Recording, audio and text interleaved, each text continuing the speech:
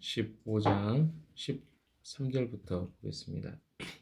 13절에 보시면 어제 우리가 보았던 모세의 노래가 계속해서 이어집니다.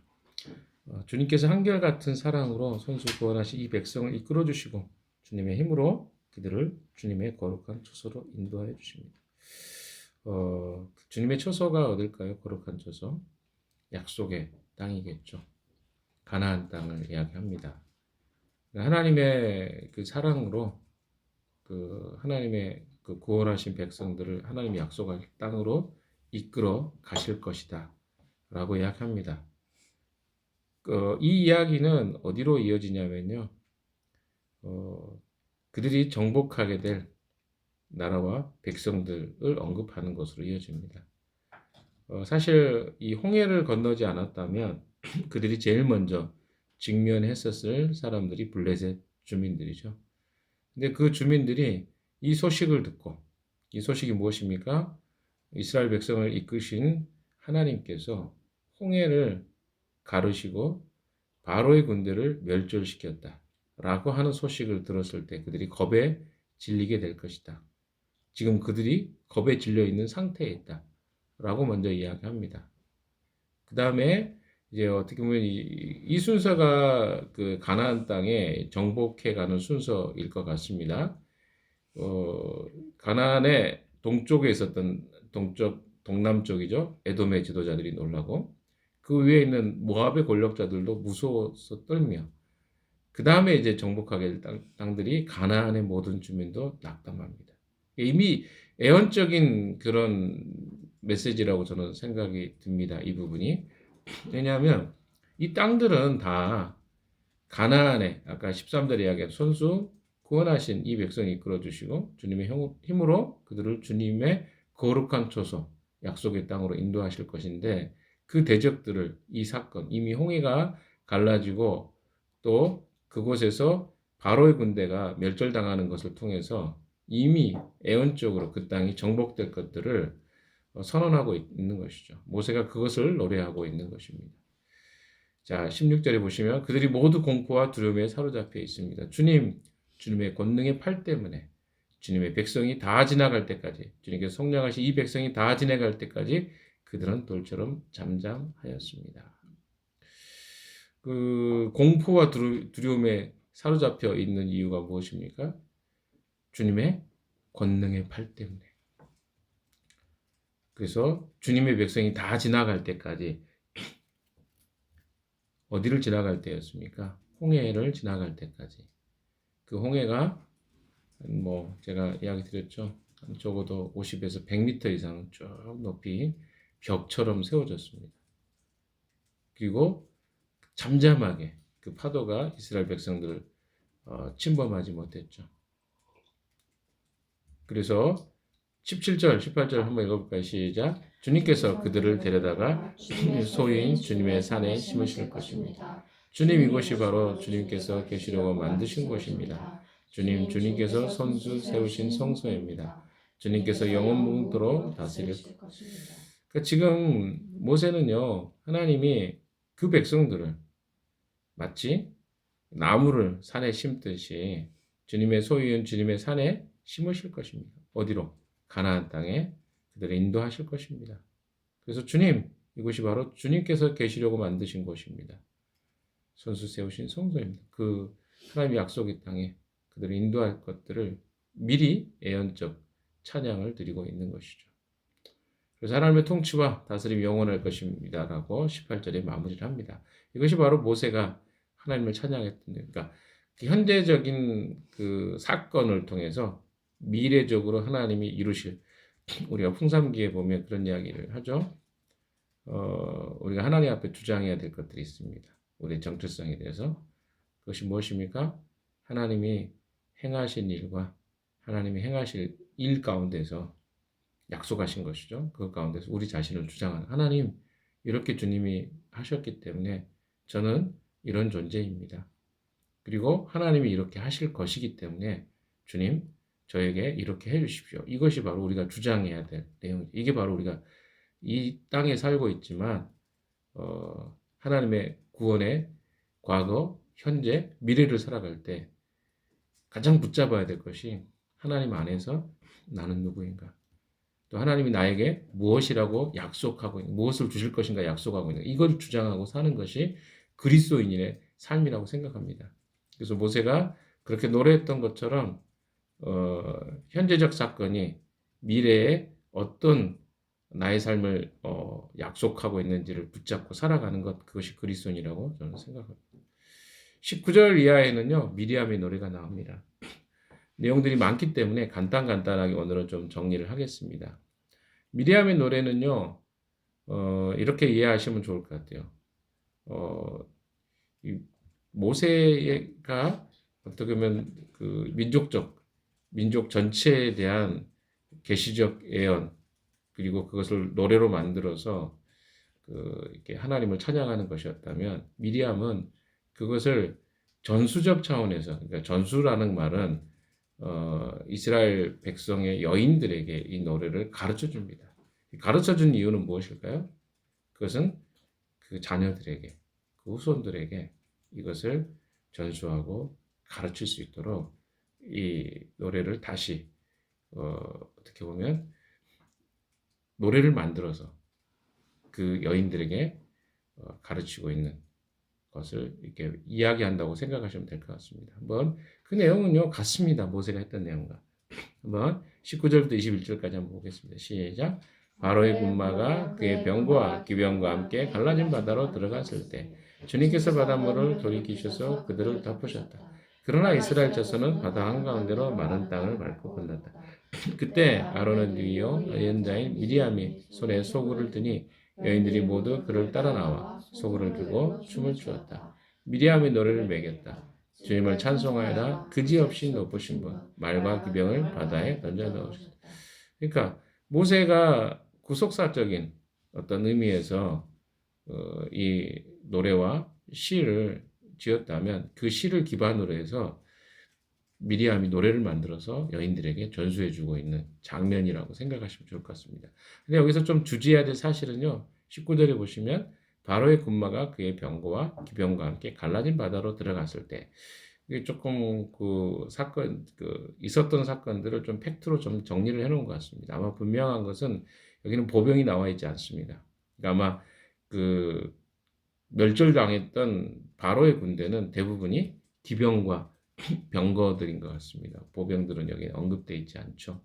그래서 이 어떻게 보면 중복되는 이야기 같지만 그 팩트적인 부분들을 미리암의 노래와 또 예언적 이야기 가운데 먼저 집어넣어서 설명하고 있는 것을 보게 됩니다.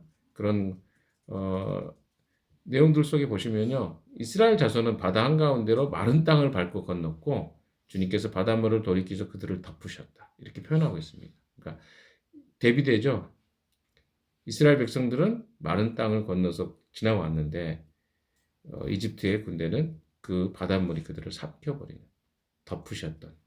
이것이 하나님의 기적이었죠. 왜냐하면 이 사건의 이야기가 다음에 나오는 사건과 연결이 좀 돼요. 그래서 이것들을 여러분이 좀 기억하실 필요가 있습니다. 왜냐하면 모세와 미리암이 시를 짓고 노래를 지었습니다. 그럼 이스라엘 백성들이 어때요? 이 하나님이 어떤 분인가에 대한 이해치가 극도로 높아졌을 거예요. 10가지 재앙과 기적을 통해서 그들은 하나님이 누구인지 몰랐는데 알아가기 시작합니다. 그리고 바다가 갈라지는 사건. 바다만 갈라진 게 아니라 그 바다에 그들이 두려워했던 대적이었던 이집트가 멸망하는 사건이 있었습니다. 그리고 나서 나오는 이야기가 바로 마라의 쓴물에 대한 사건입니다. 자, 이제 22절부터 그 이야기를 좀 해보겠습니다. 오늘의 내용 중에 핵심이 아마 마라의 쓴물의 사건이 될 것 같은데요. 22절부터 27절입니다. 모세는 이스라엘을 홍해에서 인도하여 수르 광야로 들어갔다. 그들은 사흘 동안 걸어서 광야로 들어갔으나 물을 찾지 못하였다. 자, 여러분 생각해 보십시오. 이스라엘 백성들이 홍해를 건넜습니다. 그러면 그들 안에 어떤 기대가 있었겠습니까? 아, 이제는 자유다.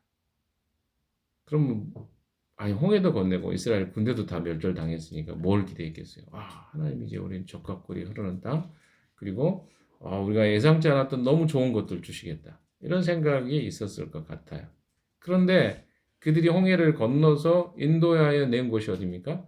광야였어요. 광야라는 단어가 우리에게 주는 이미지는 무엇입니까? 황량함. 그리고 어떻습니까? 생명력 없음. 외롭고 쓸쓸함. 고립감. 뭐 이런 것들이죠. 근데 왜 하나님이 그러면 이런 길로 그들을 들어서게 하셨을까요? 거기에는 이유가 있었습니다. 왜 그럴까요? 하나님이 그들이 어떤 상태인가를 테스트하고 계신 것을 보게 됩니다. 왜? 잠깐 다시 한번 또 생각해 보세요. 하나님 무엇을 체크하셨을까요? 이들이 나를 어디까지 알고 이해하고 있는가? 하나님의 관심은요, 늘 이런 부분이에요.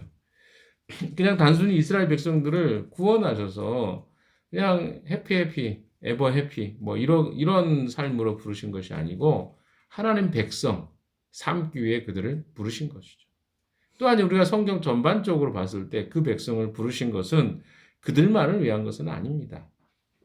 그들의 부르신 목적이 무엇입니까? 아담과 하와로 인해서 타락한 이 세상을 이 하나님 백성을 통해서 인류를 회복하고자 하는 하나님의 계획이잖아요. 이것이 하나님의 플랜이에요. 이스라엘 사람들은 그것을 알지 못했을지 모릅니다. 그러나 하나님의 전체적 플랜 속에서 그들의 구원은요, 단순히 그들에게 행복하고 즐거운 삶만을 주시려고 하신 것이 아니라 하나님 백성 만드셔서 제사장 만들어서 제사장이 무엇입니까? 하나님과 세상 싸움 가운데 다리 역할을 하는 거죠. 그래서 그들을 통해서 열방의 사람들이 하나님을 창조주로 다시 회복하고 돌아오는 것에 그 백성을 제사장 백성 삼으려고 한 거 아닙니까? 이것이 하나님의 목적이에요. 그래서 그들에게 단순히 젖과 꿀이 흐르는 그 땅으로 들어보내는 것이 목적이 아닙니다. 하나님 백성 되게 하는 거죠. 하나님 백성 되려면 뭐가 필요해요? 하나님이 어떤 분인가 알아야 돼요. 그런데 아직은 그들이 어느 상태인지 정확하게 그들의 고백을 통해서 나온 적이 없어요. 노래를 했죠. 모세 노래가 시로 들려주고 또 어떻습니까? 이스라엘 백성들이 즐거워서 하나님을 찬양했어요. 그럼 그게 전부냐는 거죠. 아니었어요. 자, 그들이 정말 뼛속까지 하나님을 하나님으로 인정하고 있는지 어려움을 경험해 보면 그들이 진짜 하나님을 어디까지 알고 있는지를 알게 될 것입니다. 그래서 어려움을 허락하신 거예요.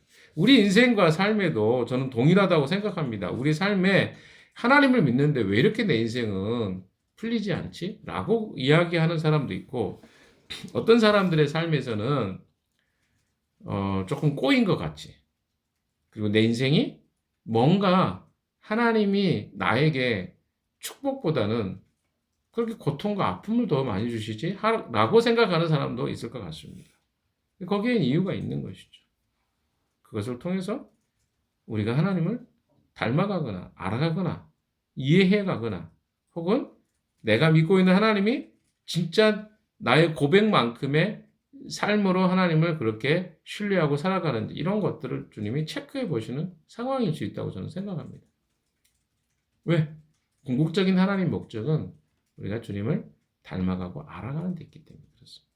자, 그런데 그들이 이 테스트에 통과하지 못합니다. 그 사건이 오늘 마라의 쓴물의 사건이죠.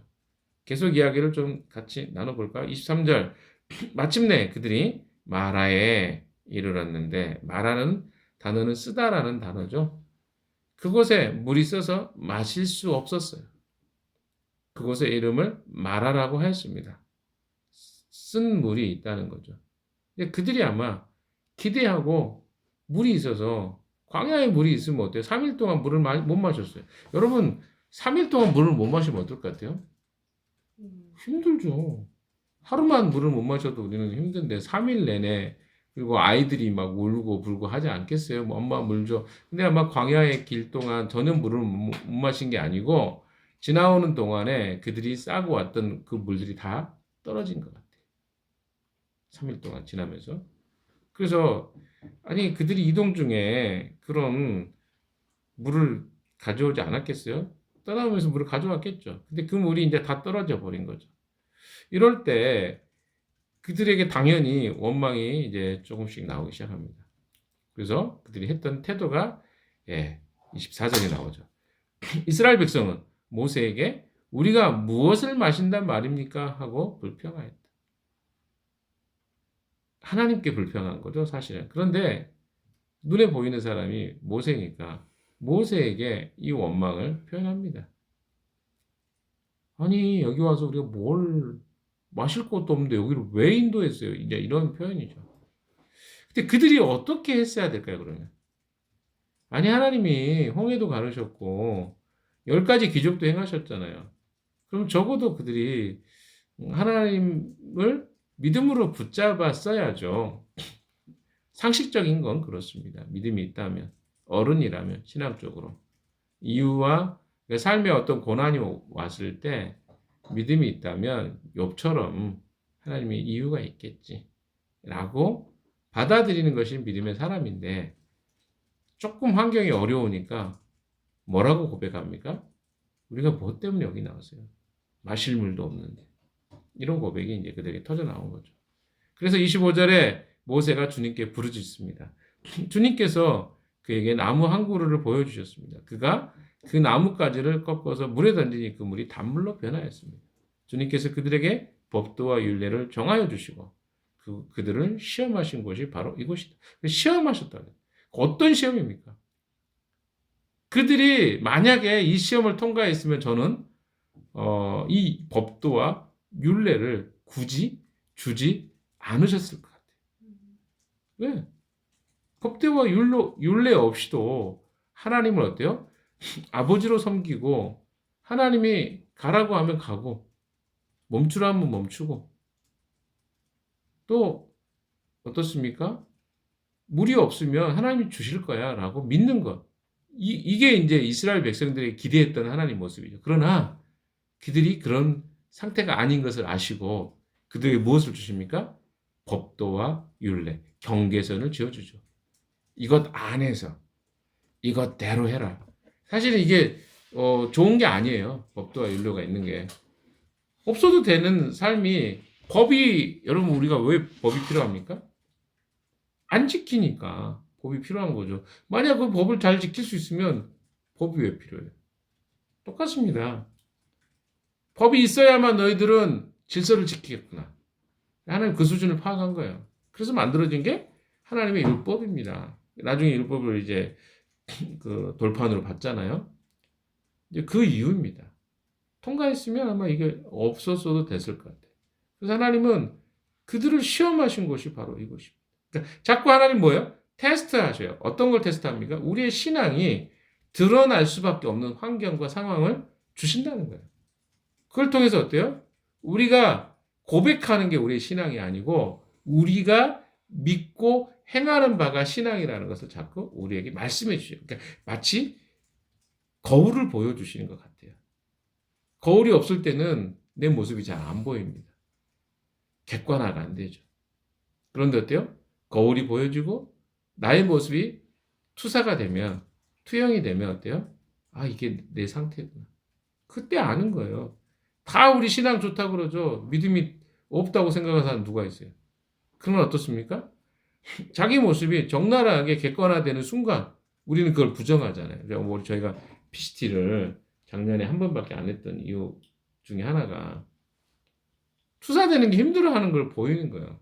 자기 모습이 신앙 좋다고 막 했는데 어느 순간 목사님하고 사모님하고 우리 크리스탈하고 접니다. 한번 이야기해 본 거예요. 같이 자기 신앙에 대해서 이야기를 하면 힘들어해요. 아니 자기가 잘 모르는 거죠. 자기 신앙이 어떤 상태에 있는지. 들으면 힘들어요. 그러니까 우리도 그런 말 해주기는 게 부담스럽죠. 왜 그렇습니까? 다 자기가 괜찮다고 생각하지 그렇지 않다고 생각해서 별로 없다니까요. 사실 그렇습니다. 우리 신앙 상태가. 하나님은 자꾸 근데 우리가 어때요? 어떤 상태인가를 가르쳐 주십니다. 보여주시고 싶어요. 그래서 때로는 율법 없이도 살아갈 수 있도록 하나님 우리에게 뭔가를 가르쳐 주고 싶어 해요. 그 상태가 되길 원하십니다. 그러나 아직 우리가 그런 상태가 아닌 것을 인정할 필요가 있겠죠. 자, 26절, 27절 마지막 보겠습니다. 시작. 주님께서 말씀하셨다. 너희가 주 너희 하나님인 나의 말을 잘 듣고 내가 보기에 옳은 일을 하며 나의 명령에 순종하고 나의 규례를 모두 지키면 내가 이집트 사람에게 내린 어떤 질병도 너희에게 내리지 않을 것이다. 나는 주 곧 너희를 치료하는 하나님이다. 그들이 엘림에 이르렀다. 거기에는 샘이 12곳이나 있고 종려나무가 70그루가 있었다. 그들은 그곳 물가에 진을 쳤다. 하나님은요 27절을 예비하셨어요. 이미 엘림이라는 곳에 샘이 12곳이나 있고 종려나무가 70그루나 있었습니다. 그들이 쉴 수 있는 거, 이 광야에서 그런 어려움들을 피할 수 있는 장소를 예비하셨어요. 그런데 시험을 주신 거예요. 시험의 이유는 뭐래요? 두 가지가 있죠. 우리가 시험을 당할 때,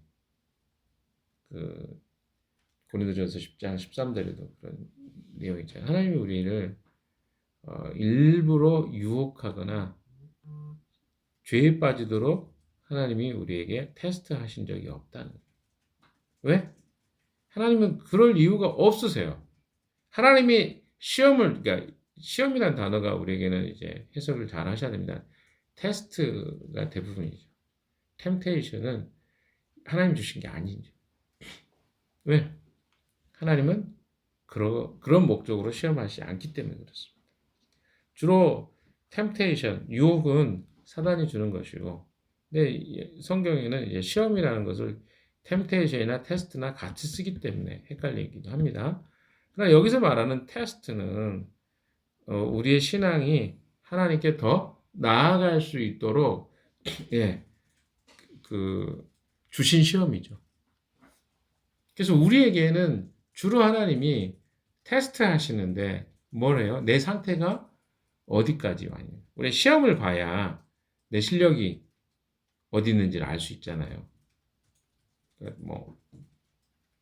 대학 입시를 할 때도 등수가 쫙 나오잖아요. 1등부터 몇 등까지. 왜 나옵니까? 그 전까지는 실력을 알 수가 없어요.